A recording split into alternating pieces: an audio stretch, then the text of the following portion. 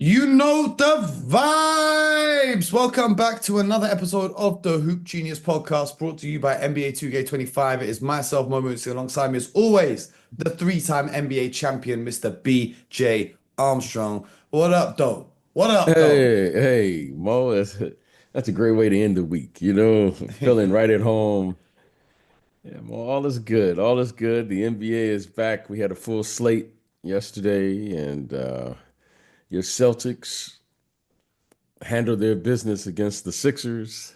Come on, we And surprised? uh, uh, well, you just never know, Mo. You You never got know in Joel today's Embiid out game. there flopping like a fish. I do know. You just never know in today's game. But it's good to see your Celtics back. And 28 points for it's Peyton good. Pritchard off the bench, sixth man of the year. Oh gosh. Joel Embiid, 3 of 9, 0 of 2 from three, but 9 from 9 from the free throw line. Once again, schooled by the one and only Mr. Al Horford. In fact, you know what I thought was proper pathetic? You see how many times this guy has Porzingis in front of him in the paint and he like flops. Come on, dog. You're like 100 pounds heavier than Porzingis. Yeah. Come on. Come on. Come Hey, on. it's good to see your Celtics. It's good to see your Celtics play. It's getting where we're ramping it up now. We're starting to, get to the standings.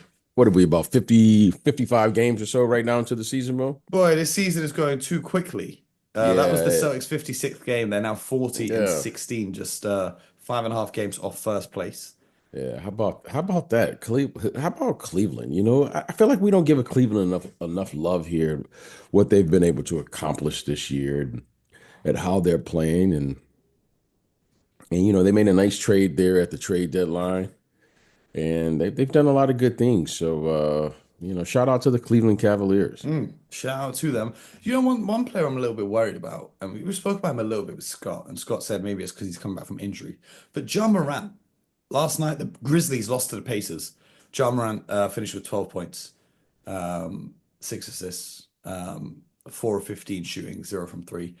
He's been very underwhelming this season.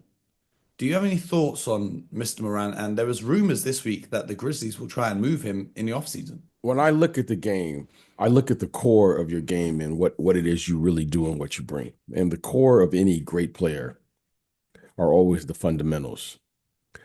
And when your base is nurtured, if you will, around the fundamentals of the game, your game tends to age gracefully. And I'm not saying he's not gonna do that. It's too early to declare that. However, his game is built around, or what I can see from the outside, he has phenomenal physical abilities, right? We watch his highlights. He's double pumping, dunking backwards, he's jumping over people, so forth and so on. And when your game is built around your physical attributes, suddenly at some point you're not always going to have that. Now, what you're not seeing is that many highlights from him. That's what you're not seeing. Okay. And that's when I look at great players, yes, they may have a play or two that you'll go, wow, but the core of their business is always taken care of with their fundamentals. Right now, you're seeing Ja Morant. He could be hurt. He could be. Something could be going on that he's playing through physically, because you're not seeing him take the chances that he normally takes as a player. I mean, he's trying things, or he was trying things that you just said, wow, he was like must see TV. So if there's anything, you're seeing his game more on the ground. And that to me at this stage, because he's still a young player. He's not doing that. I remember thinking this, but I didn't really think too much about it when he said he's going to stop dunking. I thought that's a little early. you know, that's Hmm. a little early when he to be saying that at this stage of your career. But I didn't know if he was saying it in jest, if he was saying it because he really meant that. But it seems that he's really, Mo, he's picking and choosing his times now. And that seems like an early start. When you start seeing players do that, especially at this stage, it takes a toll. All those jumping and landing and falling, it takes a toll. So maybe Mo, we might be at the start of this. I think it's a little early. Hopefully, I'm wrong because he's such a fun player to watch. But it has been, you haven't seen as many highlight plays from him that we've come to expect to see him in years past. Absolutely. Hopefully he can figure it out. It was interesting seeing those rumors about the Grizzlies potentially moving him. I don't know if there's much basis behind those, but Luka Doncic got traded, so anyone can get traded now in the NBA. But we did get some sad news yesterday. Victor Wembanyama will be missing the rest of the NBA season. He has deep vein thrombosis in his right shoulder.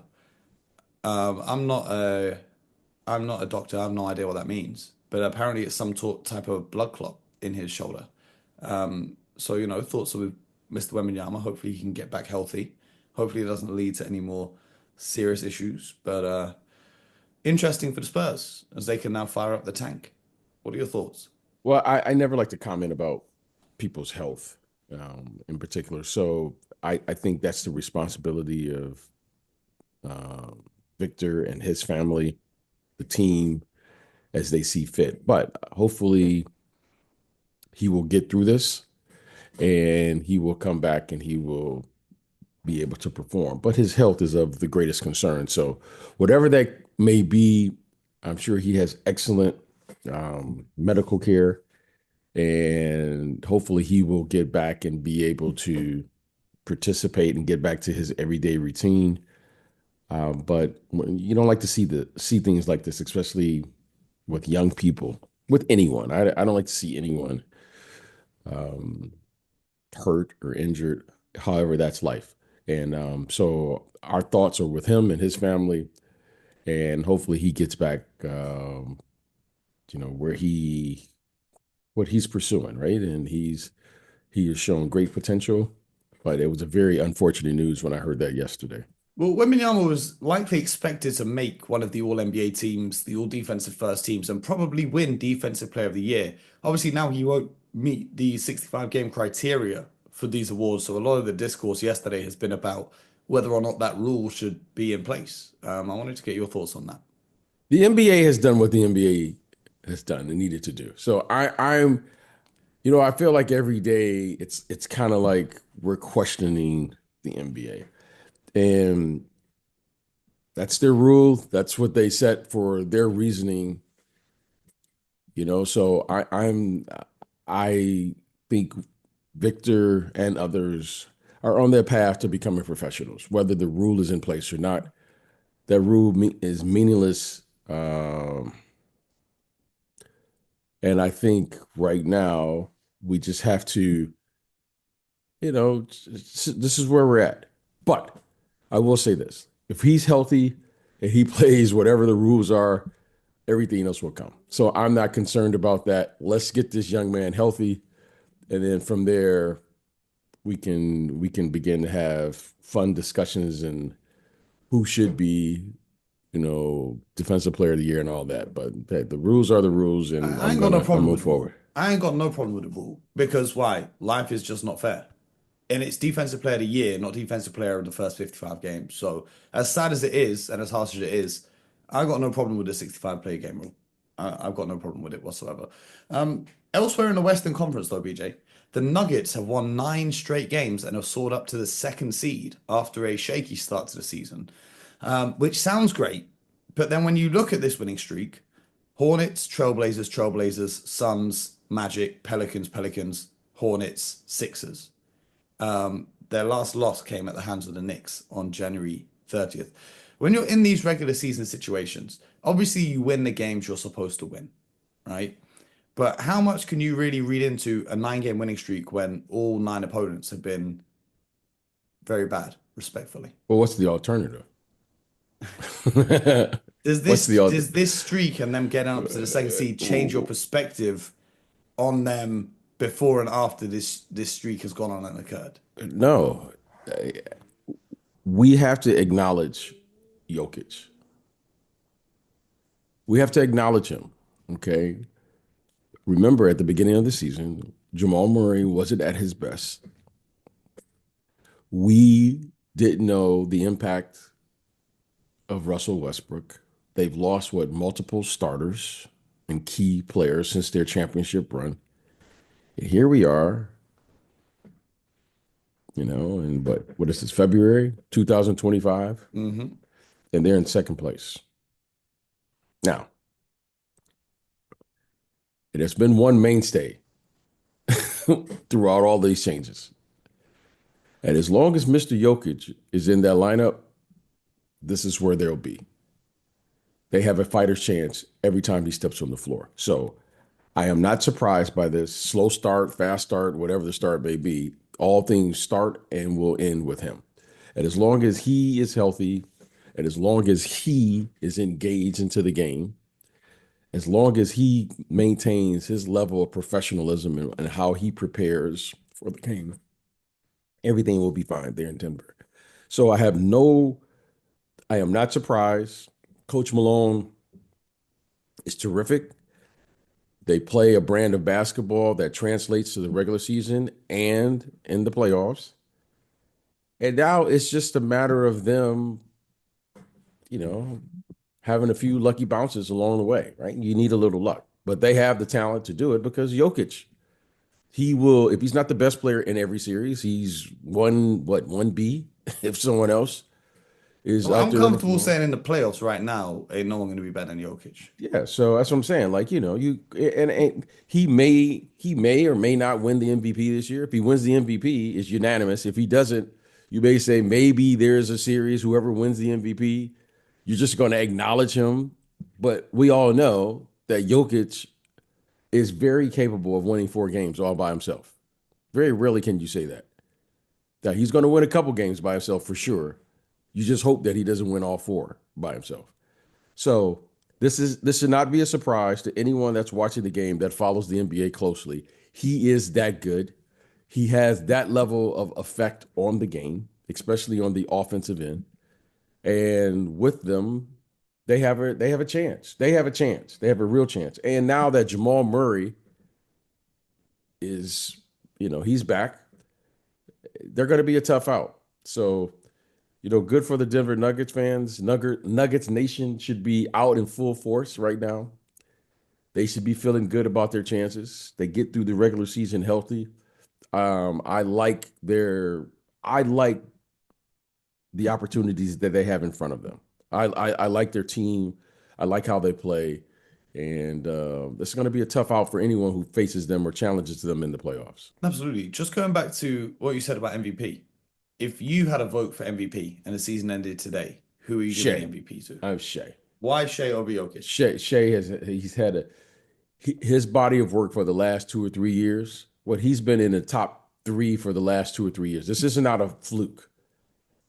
Shea, in my opinion, has been the MVP this year. If you end it right now today, right? They are in first place in the Western Conference. They what if they have the best record or tie for the best record in the league? Well, they're Eh, 44 and 10. The Cavs are 45 and 10. So So they're right there. They've been, without you can Chet, without Chet, what he's done, and he's done this now 2 or 3 years, right? This isn't something like, oh wow, this is just a year. Though he's put together a body of work. Now, Jokic has been so good, you could argue he's been the second best player over the last year or two. mm, Now he's taken the next step and he's carried the responsibility. I like it when players step up and carry the responsibility. So if you're asking me today, Shea has been the MVP. I think it's great. Jokic has been Jokic. Okay. I'm not taking that for granted what this young man is doing every night. You could argue he could be the MVP. However, if you're saying today, I think Shea has a slight edge over Jokic if you were voting and if you had my vote. have you seen Shai's new sneakers? Did you see them during All-Star weekend? I like it. My son, our oldest, he did show me, so I did take a good look. I like the design. I think they were pretty cool. What's the name of it again? It was what The was the the, name? the Shai 001. Yeah, it was. I like it. I like the look of them, and yeah, I had no problem. I had no problems with that shoe. It's not Yeah. very many that catch my eye, but I thought it was a cool design, and yeah, I gotta figure out how to get a pair of those. We Those can are get that. We nice. can get that sorted. I was talking to Shay the other day, Oh, okay. just before these shoes came out. I was talking to him about the process because I love talking to the athletes about the processes of their Right. shoes. Every brand have a different perspective, and every athlete has a different perspective. And I Right. think the Kobe Bryant shoes are still one of the most popular shoes in the NBA because of the attention to detail that Kobe Bryant put into those shoes with Nike when he was making them, right? There are other athletes who the brand makes the shoe and gives them to the athlete, and they say, "This is going to be your shoe. We're going to put your name on it," so on and so forth. But what was really interesting, Shea designed these shoes himself. Like he literally was doing sketches upon sketches with a pen and paper in his house of what he wanted his shoe to look like. So this is his vision that Converse has brought to life, which I think, first of all, is really cool. Kevin Hart was trying to laugh at him for the mustard color on the yellow. The yellow color selection is a shout out to Hamilton, Ontario, in Canada, where he's from, where a lot of the sports teams wear the yellow jerseys, I guess. But I think it's cool. I like the old school vibes. You don't really see shoes with zips on them no more. You know what? Being part of, you know, I've been fortunate. I've been a part of a lot of shoe designs quietly and watching people. And I think one of the things is, I think it's cool when people say, "Oh man, they're part of the design of the shoe," right? It's kind of like one of those things you say. But truthfully, when you're part of a shoe design, the technology that's in the shoe that allows it to perform, that's the most important part Hmm. Hmm. of the shoe. Okay. The sketching and design, that's, it's nice. It's a nice thing to say. It's polite to say. But let's get Let me to make my money, the Pete. Don't mess. no, no, no, that's fine. But we got to call it like it is. The actual functionality of the shoe is the most important part. Okay. Absolutely. The shoe has to function. Yep. Cool design, but it doesn't function. Uh, Looks great, colorway, but it doesn't function. You need a shoe that functions. Okay. When you're designing a shoe for the future generation, understand the quality of the shoe and how you want the shoe to move and what's needed for the shoe. Hmm. Okay. And that starts with the technology, the materials, and what it's capable of doing. There's a reason that, I love it when athletes say, "Oh, that shoe is so comfortable." Hmm. All right. No, when it's kind of like you don't want to judge a book by its cover, right? You have to get into the functionality of what this thing or what this, it's what this tool, it's a tool, Hmm. is capable of doing. How do you move? How do you want it to move? How should it feel? What's the support you want to have? Um, the quality of Yeah. of, of how, all those things. So I think I'm interested to see how it feels. When I say how it feels, how it functions, Yeah. right? And to see what it is. But I do like the design of it. Yeah. I think it looks like something he would wear. That's what I thought about when I first saw it. I was like, oh, this looks like something he Yeah. would He actually he wants wear. people to be able to wear it on the court and off the court, which Yeah. for Well, me, as the old school basketball guy, you don't wear your on-court shoes off the court. You're gonna have to send me two pairs because I can't wear the ones I play in you, when I'm you not know, playing. That's crazy. you But know, just real quick, talking about the technology, it's got the Nike Zoom Air in the forefoot. It's got the radial traction pattern, which is something I talked to him and the designer of the sneaker about. Because I said, look, the way Shea plays, it's a lot of pull-ups in the mid-range. It's a lot of, the pivots and the fadeaways and all that. How is this shoe specifically designed for his game rather than just being something? And they said that's something they considered, been through extensive wear testing. The materials, especially the kind of puffy material on the wing shape that's on the upper, is designed for the comfort and containment of the foot in the shoe, when you're coming to those sudden stops when you're pulling up off the dribble and whatnot. So, technology wise, from what they've said, I've not had a pair in my hands yet, but from what yeah, they've said, technology wise, they're saying all the right things. if the next time that I'm involved with the shoe, in the design from the beginning of the process. You said, well, I want them to wear it on the court and off the court. That's a thing now, right? Well, you Yeah, that's what guys, Devin Booker did with his. That's what a bunch of guys are doing yeah, with their let's see, shoes. guys. I get it. Everybody wants it. I want to be everything to all people. Okay. Here's the key to the design. Design a shoe that performs. And I guarantee you, people will wear it off the court. Yeah, look at Anthony Guaranteed. Edwards' shoe. I see kids Design a wearing that all the shoe, time walking around. design a shoe that performs, right? There used to be a performance shoe. That's what we're missing. Performance. Everyone wants to be everything except what it's designed to do. You can't be everything to everyone. So design your shoe that will influence your performance, and everything else will come because of that. Everything. So that will be the focus here. It's just put your blinders on and stop trying to, well, I want it to be at Fashion Week. I want it to be everyone wears a shoe. No, just perform in the shoe. Think about that. Think about that. You have an opportunity to perform and you're worried about whether someone wears it off the court. Okay, well, I don't know. I don't know what that means, but okay, that's fine. But just perform in the shoe, and it'll do what it's supposed to do. I like when Jason Tatum was releasing his first signature shoe, he wore it in that All-Star game where he set the record for the most points scored.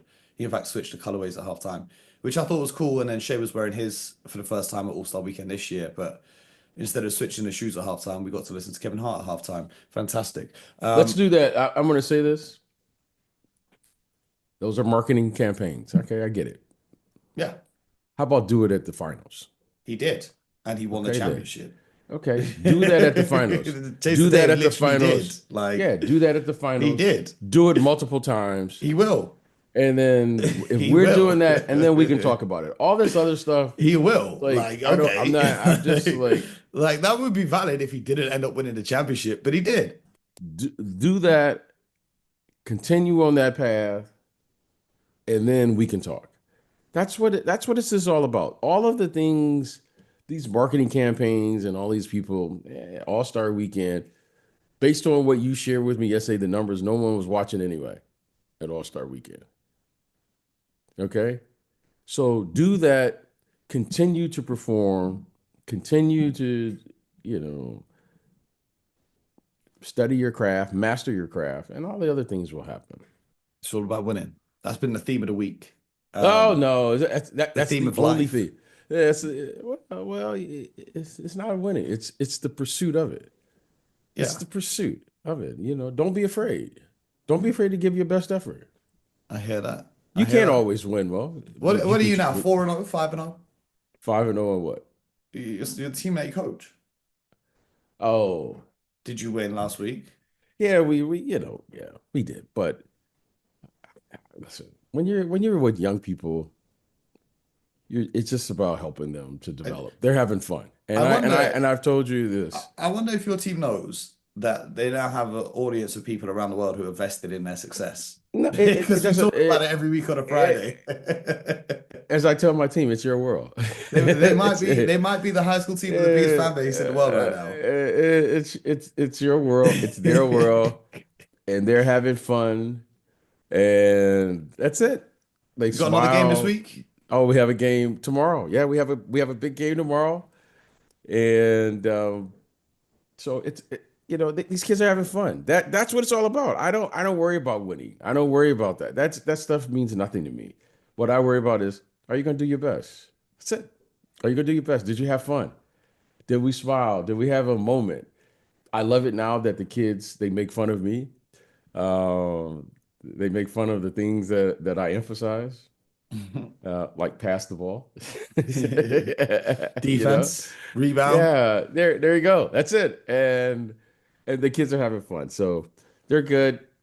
And we'll see what tomorrow brings. But yeah, you're 4-0, 5-0. Yeah, I'm not that guy that's Yeah, sitting BJ here saying ain't mean saying, nothing until the playoffs. yeah, It don't mean nothing until we holding that trophy. well, it's not even the trophy. It's like when you're coaching young people, right? It's like sportsmanship. It's like learning how to be a good teammate. It's cheering for your guys. Um, it's like giving a high five when someone makes a play. All of our whole team, Mo, last week. I would tell you what I was really happy about. Our whole team scored last Hmm. week. Our whole team. Like it wasn't just like one or two guys. You know how it is, and you play youth sports. There's whoever has the best player probably on the team, they'll score all of the points. Well, our whole team scored. Our whole Hmm. team, and the fact that if there's anything that I'm pleased about, we've already won the championship in my mind. Is our kids every game this year, and bless those kids. They're passing the ball, and they are aware of who hasn't scored during the game, and they've done that naturally. I wish I could take credit for it. That these kids care enough about everyone on the team, and when one of our kids scored, he scored his first basket, they all went berserk, and that is winning. Hmm. So we've won. Now all the other things will happen. Other people will see. The fact that these kids like each other is the greatest thing ever. So um, I've gotten lucky every time I've been on a team that you just get lucky.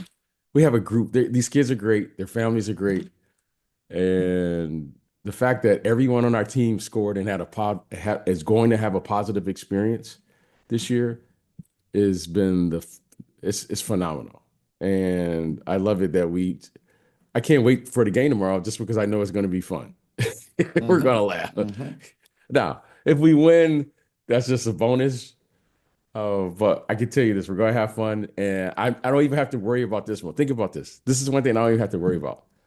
I know they're gonna play hard. How about that? Hey, How about that? Hey, Bo. maybe they could be in the All-Star game next year. Hey, Bo. And they're not getting paid to do it, and they're Oh gonna play wow. hard. Oh You wow. know? For real? Oh No, that's yeah, crazy. I yeah. never heard of that before. I Yeah, never heard of yeah, yeah, that. yeah, yeah. That's Well, think crazy. about that. And Mo, and I haven't done anything. There's no collective bargaining agreement. There's there's No no agents on games. the sideline. Yeah. No media. Yeah. It's just hey, how about this? If there's a loose ball, I know my guys are gonna go for it. Hey, that's the way it should So be. absolutely. That's the way it should be. Yeah, man. Another week. Hoop James podcast. Another week, another Another. games. Hey, We're not we even almost talking to the about the games. It playoffs. was We oh almost to the yeah, playoffs, B. There's like a month and 2 months maybe till the playoffs now. yeah. Yeah, They man. are. They are. 2 months to the playoffs, which means it's 5 months until I can sleep. Hey, what's So going on? What's going on with our Phoenix Suns right now? our Phoenix Suns. Yeah, what's We going ain't on? doing all of that. What's going on with our Phoenix Suns right now? They're just waiting till the summer so they can get KD out of there. He deserves better than this. Okay. Like they lost to the Spurs, the Wembley Spurs. Bear in mind. Shout out to Biz, by the way, in the starting lineup. How about that? How Yep. about Biz? How about Come on, Biz? come on, come on. Held Nick Richards to just 3 points. Um, the Suns. Here's the thing, right? Because I play a lot of NBA 2K. Everyone thinks NBA 2K is easy. It's actually very difficult. It's actually very difficult, right? Oh, And bless excuse me. you. And should I tell you what's more difficult than NBA 2K? What's that? Doing 2K things in real life. Because on 2K, you might think, oh, we're going to put KD and Booker and Bradley Beal, and then we'll trade for Nick Richards to give us rebounding and inside presence and da da da. It don't work like that in real life.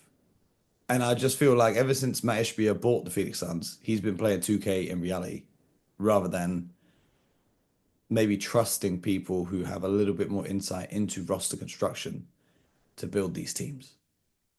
But if I was a billionaire like Matt Ishbia, I'd be doing the same thing too. So I can't be mad at that. He's got the money. He makes the calls. Um, but yeah, that's what I think's going on with the Phoenix Suns. It just sounded Yes. good. It sounded good. Oh, we need a point guard this year. We'll get Tyus Jones. Tyus Jones is one of the best backup guards in the league, so on and so forth. Yeah, but now you've changed his role completely. Tyus Jones's new job is to walk the ball up the court and then pass it to Booker or KD. Okay. And then he shoots 1 for 9 last night. Like, are you surprised he's not in the same rhythm he's been in for the rest of his career before when he was leading bench units, being an initiator on offense, which is more than just passing the ball as soon as he gets halfway? I'm not surprised. Um, but yeah. I think for the Phoenix Suns, it's just a Yeah, waiting game to see what they do this summer rather than what's happening now. Bol only got 9 minutes off the bench, I'm but Mason Plumlee got 17, just for what it's worth. when you look at the roster, okay, in any team that has Kevin Durant on it, there are going to be expectations on it. And the reason I asked about them is, something seems to be going on there, right? And now they've got 3 coaches since KD's been there. How many they had They had Monty Vogel, Monty Williams, Frank Vogel, and now Mhm. Budenholzer. and Budenholzer. And since that championship run, this thing seems to it's been off the rails. The finals run. Yeah, the finals run. And what is going on up there right now? You look at their talent, you know, Grayson Allen, Bradley Beal, Bo Plumlee's coming off the bench. It's pretty good. That's pretty good. I mean, On paper. yeah, that's pretty good. Those are good names. Royce O'Neal, who they just signed, Kevin Durant, Booker, Tyus Jones. It's pretty good. Well, that's a pretty good team. So I think this should be one of those teams that we look at this year and try to figure out what happened. Because on paper, I like the team. I like what I see. But for whatever the reason may be, they can't get into a rhythm as a group, as a team, and it's not happening for them for whatever the reason may be. And I don't know. That's one of those things I don't know. But something has got to change up there because you're looking at the financially where they're at, what they're paying. Clearly, they're not they're not working. When I say financially, what they're paying their team paying for to put this team together and the results that they're getting. So I think we should expect changes there. But I would love to, it's like one of these study cases because these are really, really good players. This is why I said it's not 2K. On 2K, you can make it work. In reality, there's so many factors that go into what makes a good team other than just the talent itself. Mm-hmm. It's the culture, the chemistry between the players. It's the roles that you're fitting these players into. It's the system in which you play. And, I kind of feel bad for Frank Vogel, who got fired, because they're doing the same with Bud as they were with doing it. Like, Frank was a scapegoat in LA. Nothing changed when they replaced him. He was a scapegoat in Phoenix. Nothing changed when they replaced him. He's just on a bad run of Who's being this? Frank Vogel? Frank Who's Frank Vogel. Vogel? Yeah. It's like every time he gets fired, the team, it's not like the coach who comes after him does a lot better. They do about the same. I feel bad for him a little bit. Yeah, it's just interesting. Like I said, it's interesting to watch because of the talent that you see. I mean, these are really, really good players. Not only really good players, many of these players have been the best player on their team. They've got a championship quality players. They accomplished players. They've been role players. I mean, you talk about Tyus Jones. I mean, you just said it. I mean, Tyus Jones is a very, very good He was player. consensus the best backup point guard in the league Yeah, just I like 2 years mean, ago when he was on the Grizzlies. he plays about 22, 23 minutes. I just happened to watch the game a little bit last night, and he had like 2 or 3 points. It just seems something is not right internally with this group for whatever the reason may be. Sometimes, it could be just they don't complement one another as a team. But in saying that, I still like their team though. I do. I, I do like the players on their team. I like the players on the team. I don't like I the do. team, how it's built. Do you see what I'm saying? Yeah, yeah. That's fair. That's a fair criticism. That's fair criticism. Yeah. I But think it's it makes it so difficult because essentially the mistake on this roster, with all due respect to Bradley Beal, was trading for Bradley Beal, not because of Bradley Beal, but because of the no trade clause. Because now you're locked in, right. right? If you could move off, because we talk about the financial implications, if you could move off Beal's salary, then you could actually put something together with Booker and KD and put the right pieces around them. But because like 30% of your salary cap is being taken up by a guy who you're now bringing off the bench to do essentially the same things Devin Booker does, but at a lower level at this point of his career, it's kind of redundant to me. So I feel like if they had just chilled a little bit after they got KD and not gone all in for Beal, I think they would be in a better position than they are now. Yeah, I mean, look, But you the can say a owner lot of wanted a big things. three, so the owner had to go and get a big three. So what do I know? Yeah, yeah. Well, You know what I'm saying? Like they I sitting just around think saying we it's got two All Stars. No, we need a third one, and they're gonna get Bradley Beal out of Washington. Come on. yeah, I'm I trying to don't say really it in the know. most respectful way possible. Right. Maybe we should end the I episode before I say something disrespectful. Yeah, I think so. I think we better put a bow on What this do I know? What do I know? Hey, what do I know? What because do I know? we could start saying a lot of things right now. I'll say this though. Shout out to KD, man. You know, anyone who's watched that documentary Court of Gold on Netflix is real good. We'll talk more about that next week. But in that documentary, the most overriding storyline out of everything is how much that man Kevin Durant loves the game of basketball. I don't think you can name 5 humans on earth who love basketball more than Kevin Durant does. And I like that documentary. You see kind of just how much it means to him and all that kind of stuff. So shout out to KD, real hooper. But we'll be back on Monday with more from the Hoop Genius podcast. So subscribe to the show, YouTube, Spotify, Apple, wherever you get your podcast from. And until next time, get buckets.